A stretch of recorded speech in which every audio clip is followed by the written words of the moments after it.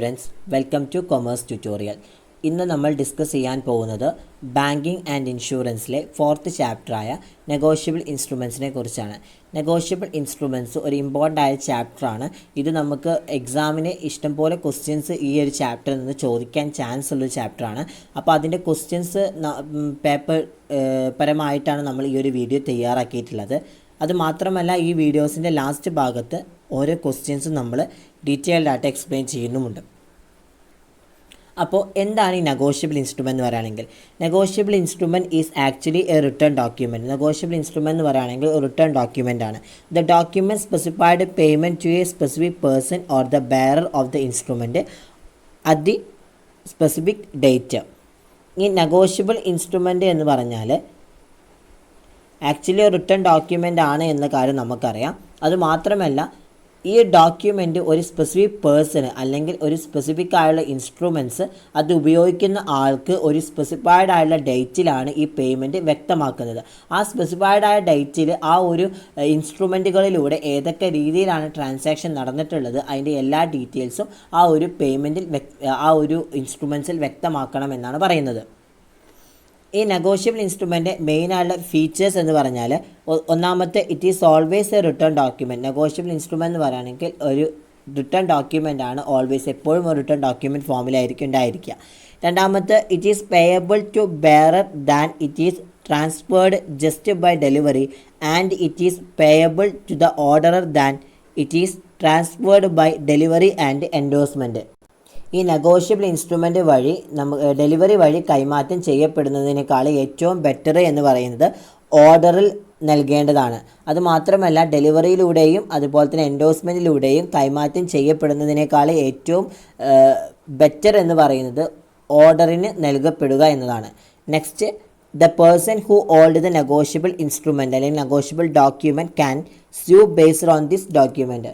Negotiable ഡോക്യുമെൻറ്റുകൾ കൈവശമുള്ള വ്യക്തികൾക്ക് ഈ ഡോക്യുമെൻ്റ് അടിസ്ഥാനമാക്കിയിട്ട് നമുക്ക് കേസ് ഫയൽ ചെയ്യാൻ സാധിക്കും. Next, there is no consideration mentioned in the instrument. It is presumed already that it has been drawn for a valuable considerations. ഇവിടെ പറയുന്നത് ഈ നെഗോഷ്യബിൾ ഇൻസ്ട്രുമെൻറ്റ്സ് അഥവാ ഈ നെഗോഷ്യബിൾ ഇൻസ്ട്രുമെൻറ്റ്സ് ആ ഇൻസ്ട്രുമെൻറ്റ്സിന് യാതൊരു തരത്തിലുള്ള കൺസിഡറേഷൻസ് ഉണ്ടായിരിക്കില്ല.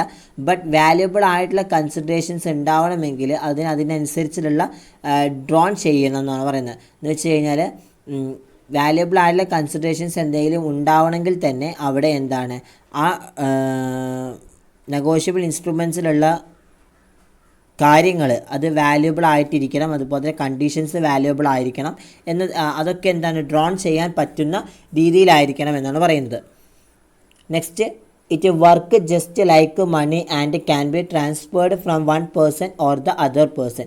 എന്ന് വെച്ച് കഴിഞ്ഞാൽ നെഗോഷ്യബിൾ ഇൻസ്ട്രുമെൻറ്റിൻ്റെ മെയിനായുള്ള വർക്ക് എന്ന് പറയുന്നത് എമൗണ്ട് അഥവാ മണി ട്രാൻസ്ഫർ ചെയ്യുക, അത് ഒരു പേഴ്സൺ അനദർ പേഴ്സണിലേക്ക് ട്രാൻസ്ഫർ ചെയ്യുക.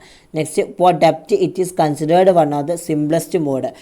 നമ്മുടെ ഈ ഡെപ്റ്റ് ചെയ്യാൻ പറ്റുന്ന ഏറ്റവും സിംപ്ലസ്റ്റ് മോഡായിട്ടുള്ളൊരു മെത്തേഡാണ് ഈ പറയുന്ന നെഗോഷ്യബിൾ ഇൻസ്ട്രുമെൻറ്റ്സ്.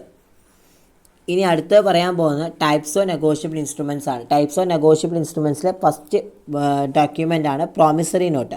പ്രോമിസറി നോട്ട് എന്ന് പറയുകയാണെങ്കിൽ section 4 of the negotiable instrument act define the promissory note. The definition say the promissory notes are basically instrument in writing. They are however neither bank notes nor currency notes which also contains the features. Negotiable instrument act പ്രകാരം section 4 പ്രകാരം promissory നോട്ടുകളെ എങ്ങനെയാണ് define ചെയ്തിരിക്കുന്നത്? ഈ promissory നോട്ടുകൾ അടിസ്ഥാനപരമായിട്ട് ഒരു return document ഇൻസ്ട്രുമെൻസുകളാണ്. എന്നിരുന്നാലും അവ ഈ എല്ലാ ഫീച്ചേഴ്സുകളും ഉൾക്കൊള്ളുന്ന ബാങ്ക് നോട്ടുകളോ കറൻസി നോട്ടുകളോ അല്ല എന്നാണ് പറയുന്നത്. Next, parties of a promissory note. There are 3 parties of promissory note. First one, the maker. This is basically the person who executes a promissory notes and pay the amount therein. ഇവിടെ പറയുന്ന ഈ promissory note ഉണ്ടാക്കുന്ന വ്യക്തി അല്ലെങ്കിൽ ആ ഉണ്ടാക്കാൻ വേണ്ടിയിട്ട് use ചെയ്യുന്ന എമൗണ്ട് അതിനെയാണ് നമ്മൾ മേക്കർ എന്ന് പറയുന്നത്. Next, the payee, the person to whom a note is payable to the payee. എന്ന് വെച്ച് കഴിഞ്ഞാൽ ഒരു പ്രോമിസറി നോട്ട് ഉണ്ടാക്കി കഴിഞ്ഞാൽ അതിലൂടെ തന്നെ നമ്മൾ എമൗണ്ട് അടയ്ക്കുന്ന വ്യക്തിയാണ് പേ എന്ന് പറയുന്നത്. ഹോൾഡർ എന്ന് പറയുകയാണെങ്കിൽ a holder is basically the person who hold the notes. He may be either the payee or some other person. ഇവിടെ പറയുന്നത് അടിസ്ഥാനപരമായിട്ട് പ്രോമിസറി നോട്ടുകൾ കൈവശം വയ്ക്കുന്ന വ്യക്തിയെയാണ് നമ്മൾ ഹോൾഡർ എന്ന് പറയുന്നത്. നമ്മൾ പ്രോമിസറി നോട്ട് ഹോൾഡ് ചെയ്യുന്ന വ്യക്തികളെയാണ് ഹോൾഡർ എന്ന് പറയുന്നത്. Next, essential of promissory note അഥവാ features of promissory note. First one, the promissory note must be in writing. Promissory note എന്ന് പറയുകയാണെങ്കിൽ റിട്ടേൺ ഡോക്യുമെൻ്റ് ആണ്. It must be writing document. Next, it must contain a promise or undertaking to pay certain sum of money. ഈ promissory നോട്ടിൽ ഒരു specified ആയുള്ള amount നൽകാനുള്ള promise, അത് ഏറ്റെടുക്കൽ, ഇതൊക്കെ എന്താണ് അടങ്ങിയിട്ടുണ്ട് എന്നാണ് പറയുന്നത്. ഈ പ്രോമിസറി നോട്ടിലൊരു സ്പെസിഫിക് ആയുള്ള എമൗണ്ട് നൽകാനുള്ള പ്രോമിസ്, അതൊക്കെ എന്താണ് ഈ പ്രോമിസറി നോട്ടിൽ അടങ്ങിയിട്ടുണ്ട്. The promise must be unconditional and certain. ഈ പ്രോമിസറി നോട്ട് എന്ന് പറയണമെങ്കിൽ അതിൽ എന്തെങ്കിലും തരത്തിലുള്ള ഉറപ്പ് കിട്ടണമെങ്കിൽ നമുക്ക് അൺകണ്ടീഷണൽ ആയിട്ടുള്ളൊരു ഓർഡറാണ് അവിടെ ഉണ്ടാകുന്നത്. എന്ന് വെച്ച് കഴിഞ്ഞാൽ കണ്ടീഷൻസ് ഉണ്ടായിരിക്കില്ല, അൺകണ്ടീഷണൽ ആയിട്ടുള്ള ഓർഡർ ആയിരിക്കും ഉണ്ടായിരിക്കുക. എപ്പോൾ വേണമെങ്കിലും നമുക്ക് പേയ്മെൻറ്റ് നടത്താൻ സാധിക്കും. It must be duly signed and delivered by the maker. It must be duly signed and delivered by the maker എന്ന് പറയുകയാണെങ്കിൽ ഇത് ശരിയായി ഒപ്പിട്ട ഒരു മേക്കറിൻ്റെ കയ്യിൽ നിന്ന് മാത്രമേ ഡെലിവർ ചെയ്യാൻ പറ്റുകയുള്ളൂ. എന്ന് വെച്ച് കഴിഞ്ഞാൽ ഈ നെഗോഷ്യബിൾ ഇൻസ്ട്രുമെൻ്റ് എന്ന് പറയുന്നത് it must be duly signed and delivery by the maker. എന്ന് വെച്ച് കഴിഞ്ഞാൽ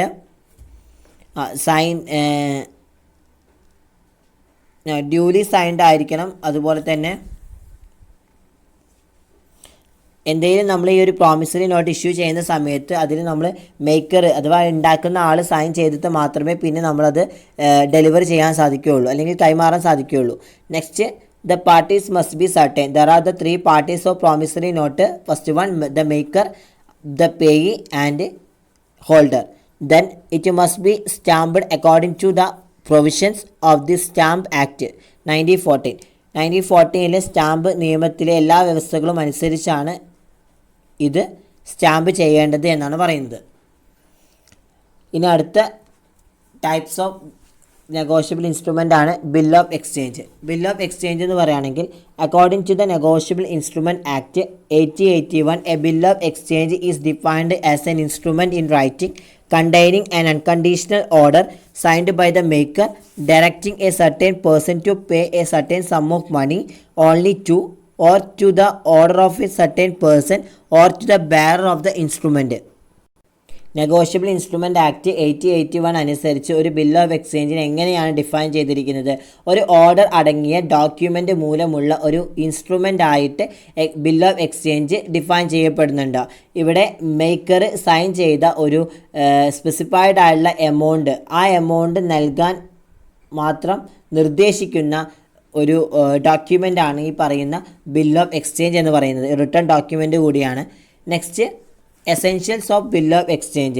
It is important to have a bill of exchange in writing.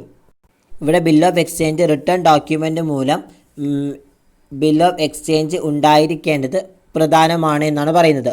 It must contain a confirm order to make a payment and not just the request. ഇവിടെ request മാത്രമല്ല, payment നടത്തുന്നതിനുള്ള സ്ഥിരീകരണ order അഥവാ confirmation order അതിലടങ്ങിയിരിക്കണം. The order should not have any conditions. ഓർഡറിന് യാതൊരു തരത്തിലുള്ള നിബന്ധനയും ഉണ്ടായിരിക്കില്ല. The bill of exchange amount should be definite. എന്ന് വെച്ച് കഴിഞ്ഞാൽ എന്ന് വെച്ചാൽ ഈ ബിൽ ഓഫ് എക്സ്ചേഞ്ചിൽ കൃത്യമായിട്ട് എമൗണ്ട് എന്താണ് അടയ്ക്കണം എന്നാണ് പറയുന്നത്. അതിൻ്റെ കൃത്യമായിട്ടുള്ള എമൗണ്ട് എത്രയാണോ നമ്മൾ എമൗണ്ട് ചിലവഴിച്ച് അതിൻ്റെ ബില്ല് അതിൽ മെൻഷൻ ചെയ്യണം. Next, fixed date for the amount to be paid. എന്ന് വെച്ച് കഴിഞ്ഞാൽ നമ്മൾ എത്രയാണോ എമൗണ്ട് നൽകേണ്ടത് അതിൻ്റെ നമ്മൾ നൽകേണ്ട എമൗണ്ട് എത്രയാണോ അതിൻ്റെ സ്പെസിഫൈഡ് ആയിട്ടുള്ള അല്ലെങ്കിൽ ഫിക്സഡ് ആയിട്ടുള്ള ഡേറ്റ് ഉണ്ടായിരിക്കും. The bill must be signed by both the drawer and drawee. ഇവിടെ പറയുന്നത് ബില്ലിൽ എന്ന് വെച്ചാൽ ബിൽ ഓഫ് എക്സ്ചേഞ്ചിൽ ഡ്രോയറും ഡ്രോയും സൈൻ ചെയ്യാമെന്നാണ് പറയുന്നത്. എന്ന് വെച്ചാൽ both are signed in this document.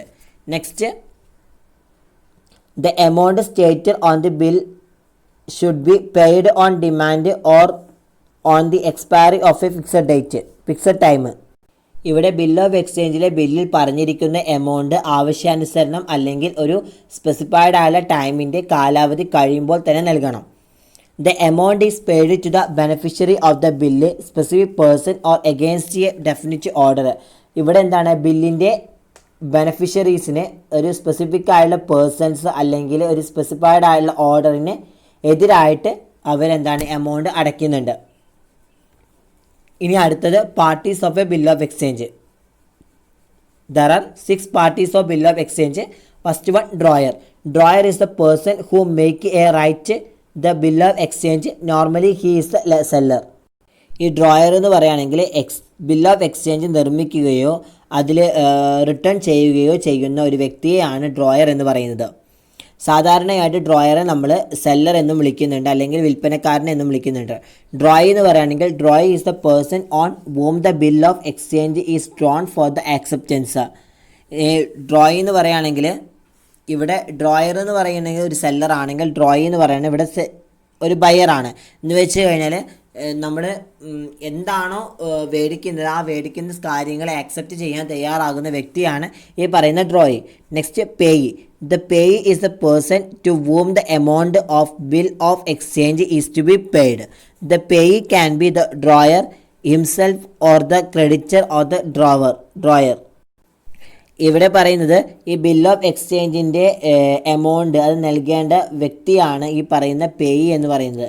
Bill of എക്സ്ചേഞ്ചിൻ്റെ amount എത്രയാണോ അത് നൽകേണ്ട വ്യക്തിയെ പറയുന്നതാണ് payee. Next, endorser. Endorser is the person who transfer rights of payment. ഈ പേയ്മെൻറ്റ് റൈറ്റ്സുകൾ കൈമാറുന്ന ഒരു പേഴ്സണെ പറയുന്നതാണ് എൻഡോസർ എന്ന് പറയുന്നത്. Next, എൻഡോസി. എൻഡോസി is the person in whose favor the bill of exchange is enforced by the drawer.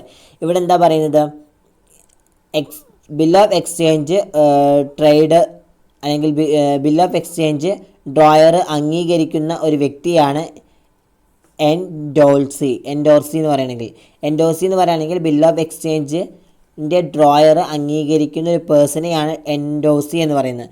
Next, bearer is the person or possession of the bearer bill of exchange. Bearer എന്ന് പറയുകയാണെങ്കിൽ bearer is the person in possession of the bearer bill of exchange എന്ന് വെച്ച് കഴിഞ്ഞാൽ ഇവിടെ പറയുന്നത് നമ്മൾ transfer ചെയ്യുന്നതിൻ്റെ exchange bill, ആ എക്സ്ചേഞ്ച് ബില്ല് കൈവശമുള്ളൊരു വ്യക്തിയെയാണ് നമ്മൾ ബെയറർ എന്ന് പറയുന്നത്. ട്രാൻസ്ഫർ ചെയ്യുന്ന ബില്ലിൽ അതിൻ്റേതായിട്ടുള്ള കൈവശമുള്ള ഒരു വ്യക്തിയെയാണ് ഈ പറയുന്ന ബെയറർ എന്ന് പറയുന്നത്. Next, classification of bill of exchange. അതിൽ ഫസ്റ്റ് ടൈപ്പാണ് inland bill. A bill is inland bill if it is drawn in India on person residing in India whether payable in India or outside in India. Inland bill എന്ന് പറയുകയാണെങ്കിൽ ഇന്ത്യയിൽ അല്ലെങ്കിൽ ഇന്ത്യക്ക് പുറത്ത് നൽകേണ്ട അല്ലെങ്കിൽ ഇന്ത്യയിൽ താമസിക്കുന്ന വ്യക്തികളെ അടിസ്ഥാനമാക്കിയാണ് ഈ ഇൻലാൻഡ് ബില്ല് ഡ്രോൺ ചെയ്തിരിക്കുന്നത്. If it is drawn in India, one person residing outside India but payable in India. ഇത് പറയുന്നത് ഇത് ഇന്ത്യയിൽ ഡ്രോൺ ചെയ്തതാണ്, ബട്ട് ഇന്ത്യക്ക് പുറത്ത് താമസിക്കുന്ന എന്നാൽ ഇന്ത്യയിൽ നിരീക്ഷിക്കേണ്ട ചില വ്യക്തികളെയാണ് ഈ പറയുന്ന ഇൻലാൻഡ് ബില്ല് എന്ന് പറയുന്നത്. Next, foreign bill. Foreign bill is a lot bill of exchange drawn in one state or country and payable in another as one arising from foreign trade operations. Next, foreign bill എന്ന് പറയുകയാണെങ്കിൽ foreign bill is A bill of exchange drawn in one state or country and payable in another as one arising from foreign trade operations. ഇവിടെ പറയുന്നത് ഈ foreign bill എന്ന് പറഞ്ഞാൽ ഒരു സ്റ്റേറ്റിലോ അല്ലെങ്കിൽ കൺട്രീസിലോ drone ചെയ്ത മറ്റൊരു കൺട്രിയിൽ അല്ലെങ്കിൽ മറ്റൊരു രാജ്യത്ത് അടയ്ക്കേണ്ടതുമായിട്ടുള്ള എക്സ്ചേഞ്ച് ബില്ലാണ് ഈ പറയുന്ന ഫോറിൻ എക്സ്ചേഞ്ച് ബില്ല് എന്ന് പറയുന്നത്. അപ്പോൾ ഫോറിൻ ബില്ല് എന്ന് പറയുകയാണെങ്കിൽ ഒരു സ്റ്റേറ്റിലോ അല്ലെങ്കിൽ രാജ്യത്തിലോ ഡ്രോൺ ചെയ്ത മറ്റൊരു രാജ്യത്ത് അടയ്ക്കേണ്ടതുമായിട്ടുള്ള എക്സ്ചേഞ്ച് ബില്ലാണ് ഈ പറയുന്ന ഫോറിൻ ബില്ല് എന്ന് പറയുന്നത്. ഇവിടെ a bill is foreign bill if it is drawn outside India but payable in India. Outside India ആയിരിക്കും ബട്ട് പേ ചെയ്യുന്നത് ഇന്ത്യയിലായിരിക്കും.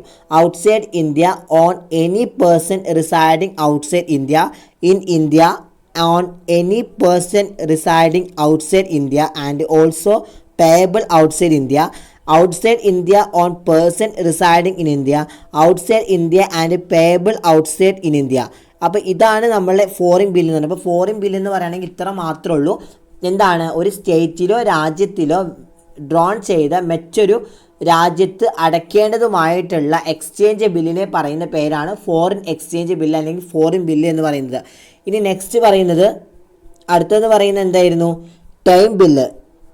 ടൈം ബില്ല് എന്ന് പറയുകയാണെങ്കിൽ A bill payable on A fixed date or payable after A fixed period of time is therefore termed as A time bill. Time bill എന്ന് പറയുകയാണെങ്കിൽ ഒരു specified ആയുള്ള ഡേറ്റിൽ അടയ്ക്കേണ്ട അല്ലെങ്കിൽ ഒരു സ്പെസിഫൈഡ് ആയുള്ള പീരീഡിന് ശേഷം അടയ്ക്കേണ്ട ഒരു ബില്ലിനെയാണ് നമ്മൾ ടൈം ബില്ല് എന്ന് പറയുന്നത്. Next demand bill. A bill which generated on or payable on demand is therefore termed as A demand bill.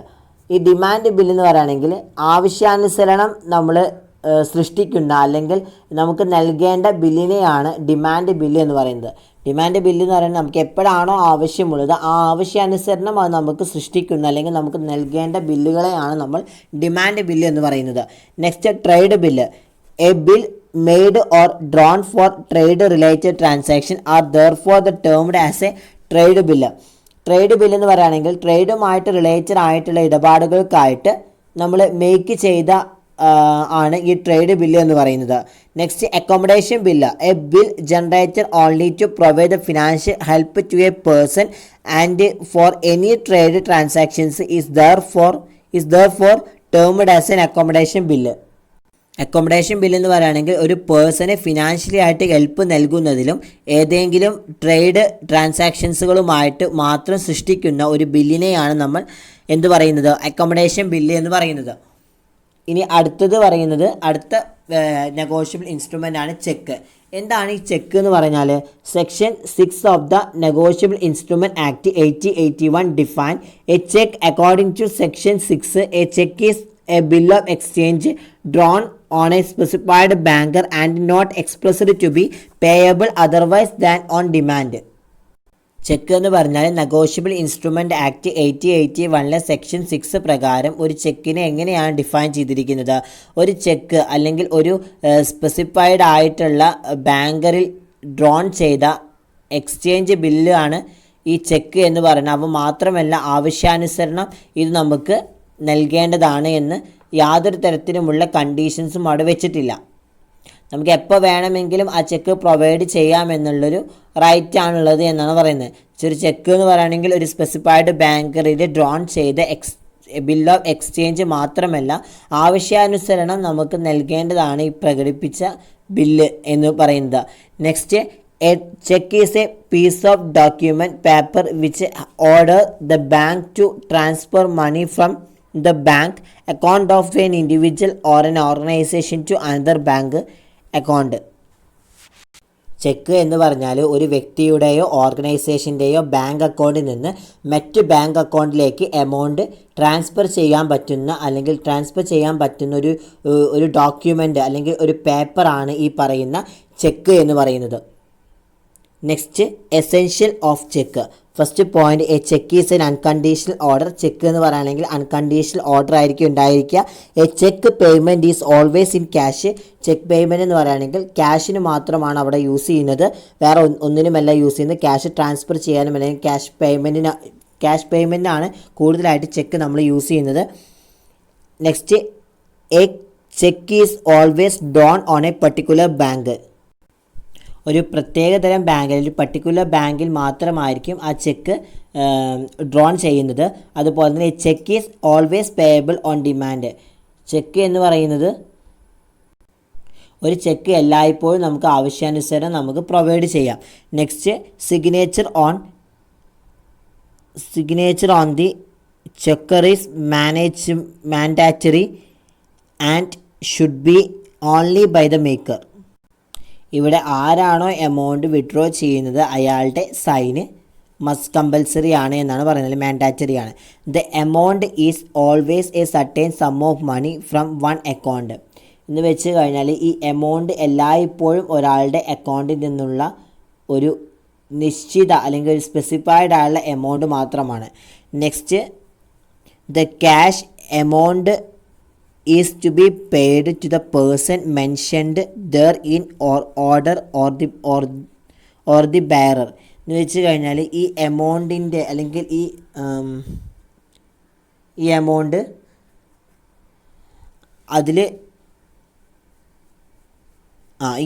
അതിൽ പരാമർശിച്ച ഏതെങ്കിലും ഒരു പേഴ്സണോ അല്ലെങ്കിൽ ഓർഡറിനോ അതിൻ്റേതായിട്ടുള്ള ഓർഡേഴ്സുകൾ നൽകണമെന്നാണ് പറയുന്നത്. ഈ ക്യാഷ് എമൗണ്ട് അതിൽ പരാമർശിച്ച ഏതെങ്കിലും ഒരു വ്യക്തിക്കോ അല്ലെങ്കിൽ ഓർഡറിനോ കൊടുക്കേണ്ടതാണ് എന്നാണ് പറയുന്നത്. അപ്പോൾ ഇതാണ് എസെൻഷ്യൽ ഓഫ് എ ചെക്ക് എന്ന് പറഞ്ഞാൽ. Next, parties to the cheque. There are 3 parties: drawer, drawee and payee. The person who draw the check that is sign and order the bank to pay the sum. അതാണ് drawer എന്ന് പറയുകയാണെങ്കിൽ. Drawer എന്ന് പറയുകയാണെങ്കിൽ check drone ചെയ്യുന്ന person, അതായത് ആ ചെക്കിലുള്ള amount അടയ്ക്കുകയും ആ എമൗണ്ട് ബാങ്കിനോട് ആവശ്യപ്പെടുകയും ചെയ്യുന്ന പേഴ്സൺ. ഡ്രോയി എന്ന് പറയുകയാണെങ്കിൽ the bank on which the cheque is drawn or who is directed to pay the specified sum written on the cheque. Drawee എന്ന് പറയുകയാണെങ്കിൽ ഈ ചെക്ക് ഡ്രോൺ ചെയ്ത അല്ലെങ്കിൽ ചെക്ക് ഡ്രോ ചെയ്ത ബാങ്ക് അല്ലെങ്കിൽ ചെക്കിൽ റൈറ്റ് ചെയ്ത ഒരു സ്പെസിഫൈഡ് എമൗണ്ട് അത് അടയ്ക്കാൻ ആർക്കാണ് നിർദ്ദേശം അവരാണ് ഡ്രോയി എന്ന് പറയുന്നത്. ഈ ചെക്കിൽ ഡ്രോൺ ചെയ്ത ബാങ്ക് അല്ലെങ്കിൽ ആ ചെക്കിൽ റിട്ടേൺ ആയിട്ട് എഴുതിയ ഒരു സ്പെസിഫിക് ആയുള്ള എമൗണ്ട് അത് അടയ്ക്കാൻ ആർക്കാണോ നിർദ്ദേശം അയാളായിരിക്കും ഡ്രോയി. പേയി എന്ന് പറയുകയാണെങ്കിൽ the beneficiary that is to whom the amount is to be paid. Payee എന്ന് പറയുകയാണെങ്കിൽ ആരാണോ എമൗണ്ട് അടയ്ക്കുന്നത് അല്ലെങ്കിൽ ആരാണോ ബെനഫിഷ്യറി അവരാണ് പേയി എന്ന് പറയുന്നത്. ആരാണ് എമൗണ്ട് കൊടുക്കേണ്ടത് അവരാണ് പേയി. ഇനി next, types of cheque. There are the different types of cheque. First one, bearer check. The bearer check is A type of cheque in which the bearer is authorized to get the check encashed. This means the person who carries the check to the bank has the authority to ask the bank for encashment. ഈ bearer cheque ഒരു another type of ചെക്കാണ്. Bearer cheque എന്ന് പറയുകയാണെങ്കിൽ അതിൽ check encash ചെയ്യാൻ ബെയററിന് right ഉണ്ട്. ഇതിനർത്ഥം check ബാങ്കിലേക്ക് കൊണ്ടുപോകുന്ന പേഴ്സന് ബാങ്കിന് എൻകാഷ്മെൻറ്റ് ആവശ്യപ്പെടാനുള്ള റൈറ്റ് ഉണ്ട്. Order check. The this type of cheque cannot be endorsed. That is only the payee whose name has been mentioned in the check is liable to get cash for that amount. The drawer needs to strike the or bearer mark as mentioned on the check so that the check can only be encashed to the payee. ഈ order check പോലുള്ള ചെക്കുകൾ അംഗീകരിക്കാൻ കഴിയാത്ത ചെക്കുകളാണ്. അതായത് ചെക്കിൻ്റെ name സൂചിപ്പിച്ച് amount അടയ്ക്കുന്ന ആൾക്ക് മാത്രമേ ആ amount ലഭിക്കുകയുള്ളൂ. ഈ ചെക്കിൽ സൂചിപ്പിച്ചതുപോലെ ഡ്രോയർ അല്ലെങ്കിൽ ബെയറിൻ്റെ ആ ഒരു അടയാളം അത് നൽകേണ്ടതുണ്ട് എന്നാണ് പറയുന്നത്.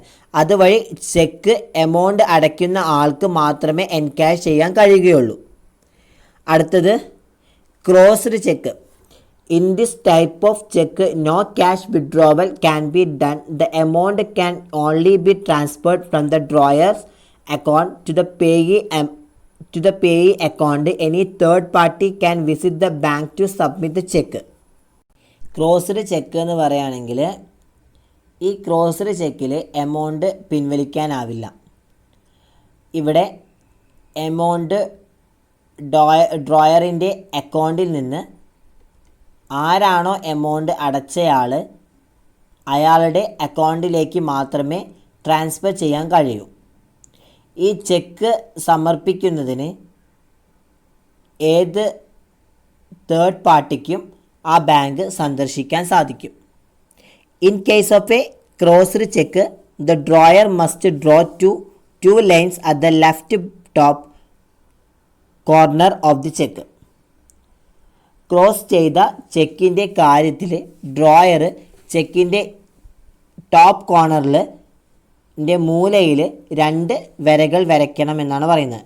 അതാണ് ഈ ക്രോസ് ചെക്കിൻ്റെ പ്രത്യേകത. ക്രോസ് ചെക്കിൻ്റെ പ്രത്യേകത പറയുകയാണെങ്കിൽ ക്രോസ് ചെയ്ത ചെക്കിൻ്റെ കാര്യത്തിൽ ഡ്രോയർ ആ ചെക്കിൻ്റെ ലെഫ്റ്റ് കോർണറിൻ്റെ മുകളിലായിട്ട് എന്താണ് ഒരു മൂലയിൽ 2 വരകൾ വരയ്ക്കണമെന്നാണ് പറയുന്നത്. Next, stale check.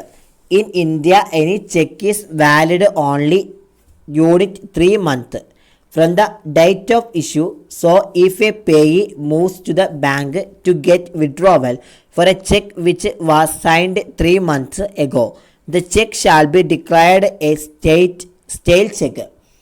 ഇവിടെ പറയുന്ന സ്റ്റെയിൽ ചെക്ക് എന്ന് പറയുകയാണെങ്കിൽ ഇന്ത്യയിൽ ഏത് ചെക്കും ഇഷ്യൂ ചെയ്ത ഡേറ്റ് മുതൽ ഒരു 3 months വരെ മാത്രമേ ഉള്ളൂ അത് സാധ്യമാവുകയുള്ളൂ. ഈ 3 മാസം മുമ്പ് സൈൻ ചെയ്ത ഒരു ചെക്കിനായി എമൗണ്ട് പിൻവലിക്കാനായിട്ട് ഒരു എമൗണ്ട് അടയ്ക്കുന്നയാൾ അത് ബാങ്കിലേക്ക് നീങ്ങിയാൽ ഈ ചെക്ക് അഥവാ ഈ ഓൾഡ് ചെക്ക് ഡിക്ലെയർ ആക്കും എന്നാണ് പറയുന്നത്. ഈ ഓൾഡ് ചെക്കായിട്ട് ഇത് ഡിക്ലെയർ ചെയ്യും. ഇപ്പോൾ ഇവിടെ ഇത്ര മാത്രമേ ഉള്ളൂ. സ്റ്റെയിൽ ചെക്ക് എന്ന് പറയുകയാണെങ്കിൽ ഇന്ത്യയിൽ ഏത് ചെക്കും ഇഷ്യൂ ചെയ്ത തീയതി മുതൽ ഒരു 3 മാസം വരെ മാത്രമേ ഉള്ളൂ ആ ചെക്കിന് വാലിഡിറ്റി ഉണ്ടായിരിക്കുള്ളൂ. ആ വാലിഡിറ്റീൻ്റെ മുമ്പാണ് സൈൻ ചെയ്തിരിക്കുന്നതെങ്കിൽ നമുക്ക് എമൗണ്ട് പിൻവലിക്കാനായിട്ട് അതിൽ എമൗണ്ട് അടയ്ക്കുന്ന ആൾ ബാങ്കിലേക്ക് എന്തെങ്കിലും തരത്തിലുള്ള എമൗണ്ട് കൊടുത്തു കഴിഞ്ഞാൽ അത് ഈ ചെക്കിൻ്റെ ഓൾഡ് ചെക്കായ ആയിട്ടാണ് പ്രഖ്യാപിക്കുക. ഓൾറെഡി ഉള്ള ചെക്കിന് അത് ഓൾഡ് ചെക്കായിട്ടാണ് പ്രഖ്യാപിക്കുന്നത്, ഡിക്ലെയർ ചെയ്യുന്നത്. അതാണ് stale cheque. Next, post dated cheque എന്ന് പറയുകയാണെങ്കിൽ if a drawer wants the payee to apply for withdrawal or transfer money after the present date then he or she can fill a post dated check. ഈ post date check എന്ന് പറയുകയാണെങ്കിൽ നിലവിലെ ഡേറ്റിന് ശേഷം amount പിൻവലിക്കാനോ കൈമാറ്റം ചെയ്യാനോ amount അടയ്ക്കുന്നയാൾ അപേക്ഷിക്കണമെന്ന ഒരു drawer ആഗ്രഹിക്കുന്നുവെങ്കിൽ അയാൾക്ക് അല്ലെങ്കിൽ അവൾക്ക് ഒരു പോസ്റ്റ് ഡേറ്റ് ചെയ്ത ചെക്ക് പൂരിപ്പിക്കാൻ കഴിയണം. ഇവിടെ പറയുന്നത് ഓൾറെഡി ഉള്ള ഡേറ്റിന് ശേഷം എമൗണ്ട് പിൻവലിക്കാനോ കൈമാറ്റം ചെയ്യാനോ അതുപോലെ തന്നെ എമൗണ്ട് അടയ്ക്കുന്ന ആൾക്ക് അപേക്ഷിക്കണമെന്ന് ഒരു ഡ്രോയർ ആഗ്രഹിക്കുന്നുവെങ്കിൽ ഒന്നില്ലെങ്കിൽ ഹി ഓർ ഷീ ഒരു പോസ്റ്റ് ഡേറ്റ് ചെയ്ത ചെക്ക് പൂരിപ്പിക്കേണ്ടതുണ്ട് എന്നാണ് പറയുന്നത്. Next, ante dated cheque. Ante dated cheque എന്ന് പറയുകയാണെങ്കിൽ if the drawer mentions a date period to the current date on the cheque it is called ante dated cheque. ഇവിടെ പറയുന്നത് ചെക്കിലെ നിലവിലുള്ള ഒരു ഡേറ്റിന് മുമ്പായിട്ട് അല്ലെങ്കിൽ ഒരു ഡേറ്റ് ഡ്രോയർ പരാമർശിക്കുന്നുവെങ്കിൽ അതിനെ ആൻറ്റി ഡേറ്റഡ് ചെക്ക് എന്ന് വിളിക്കുന്നു. ചെക്കിലെ നിലവിലുള്ള ഡേറ്റിന് മുമ്പായിട്ട് അല്ലെങ്കിൽ ഒരു ഡേറ്റ് ഡ്രോയറാണ് അതിൽ പരാമർശിക്കുന്നതെങ്കിൽ അതിനെ നമ്മൾ ആൻറ്റി ഡേറ്റഡ് ചെക്ക് എന്ന് വിളിക്കാം. Next, MCR cheque. MCR stand for magnetic ink character recognition. It is a technology which allows machines to read and process check, enabling thousands of check transactions in a short term. MICR code is usually a 9-digit code comprising of some important information about transaction and the bank. MICR check എന്ന് പറയുകയാണെങ്കിൽ magnetic ink character റെക്കഗ്നേഷൻസ് ചുരുങ്ങിയ സമയത്തിനുള്ളിൽ ഉള്ളിൽ ആയിരക്കണക്കിന് ചെക്കിൻ്റെ transactions പ്രാപ്തമാക്കുന്ന ചെക്കുകൾ അത് read ചെയ്യാനും post ചെയ്യാനും മെഷീനുകളെ അനുവദിക്കുന്ന ഒരു ടെക്നോളജിക്ക് അഡ്വാൻസ്ഡ് ആണ് ഈ പറയുന്ന MICR ചെക്ക് എന്ന് പറയുന്നത്. MICR ചെക്ക് എന്ന് പറയുകയാണെങ്കിൽ മാഗ്നറ്റിക് ഇങ്ക് ക്യാരക്ടർ റെക്കഗ്നേഷൻ. ചുരുങ്ങിയ സമയത്തിനുള്ളിൽ ആയിരക്കണക്കിന് ചെക്കിൻ്റെ ട്രാൻസാക്ഷനുകൾ പ്രാപ്തമാക്കാൻ വേണ്ടിയിട്ട്, അതുപോലെ തന്നെ ചെക്കുകൾ റീഡ് ചെയ്യാനും പോസ്റ്റ് ചെയ്യാനും മെഷീനുകളെ അനുവദിക്കുന്ന ഒരു ടെക്നോളജിയാണ് ഈ പറയുന്ന MICR ചെക്ക് എന്ന് പറയുന്നത്. ഇവിടെ MICR code is usually in a 9-digit code compromising of some important information about the transaction and the bank. ഇവിടെ ട്രാൻസാക്ഷനെ കുറിച്ചും ബാങ്കിനെ കുറിച്ചുമുള്ള ചില ഇമ്പോർട്ടൻ്റ് ആയുള്ള ഇൻഫർമേഷൻ അടങ്ങുന്നത് 9 അക്കം കോഡുള്ള ഒരു സാധാരണയായിട്ടുള്ള MICR കോഡ്. 9 അക്ക കോഡായിരിക്കും ഒരു സാധാരണയായ ഒരു MICR ചെക്കിൻ്റെ കോഡ് എന്ന് പറയുന്നത്. അവിടെ എന്താണ് ട്രാൻസാക്ഷനെ കുറിച്ചും അതുപോലെ തന്നെ ബാങ്കിനെ കുറിച്ചുമുള്ള ചില ഇമ്പോർട്ടൻ്റ് ആയുള്ള ഇൻഫർമേഷൻസ് ഒക്കെയാണ് ഈ ഒരു കോഡിൽ അടങ്ങിയിട്ടുള്ളത്. അടുത്തത് check truncation. Check truncation is A system of cheque clearing and settlement between bank based on electronic data or image or both without physical exchange of instrument. ഈ ട്രങ്കേറ്റഡ് ചെക്ക് അല്ലെങ്കിൽ check truncation എന്ന് പറയുകയാണെങ്കിൽ electronic data അല്ലെങ്കിൽ ഇമേജുകൾ അടിസ്ഥാനമാക്കിയിട്ടുള്ള